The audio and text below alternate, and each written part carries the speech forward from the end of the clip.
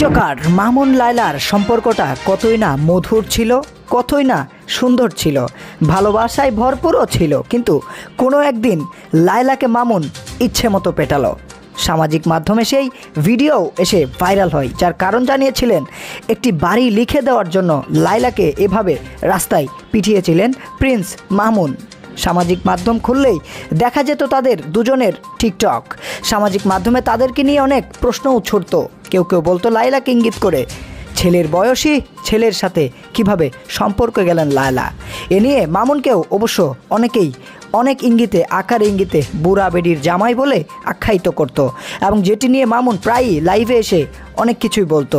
কিন্তু দিন শেষে লায়লা এবং প্রিন্স মামুন দুজন দুজনকেই ভালোবাসত। তাদের সম্পর্কটাও মধুর ছিল, কিন্তু কোনো একটি কালবৈশাখী ঝড়ে তাদের সেই সম্পর্কটাও ভেস্তে গেল। সামাজিক মাধ্যমে এখন তাদের বিচ্ছেদের খবর সকলেরই জানা।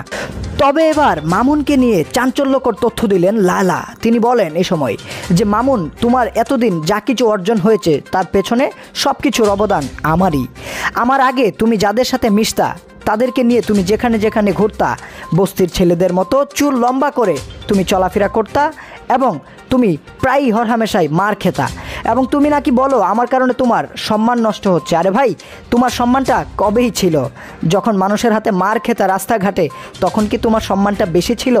আমার সাথে আসার পরে তুমি কি অভাব পেয়েছো বলো? আমি তোমাকে কি না দিয়েছি? যখন যা চেয়েছো তাই তো আমি দিয়েছি, তারপরেও কেন আমাকে এভাবে অবহেলা করেছো? তবে এবার সব কিছুর জন্য আলহামদুলিল্লাহ, যা কিছু হয়েছে আমি এখন ভালো আছি প্রিন্স মামুনকে ছেড়ে।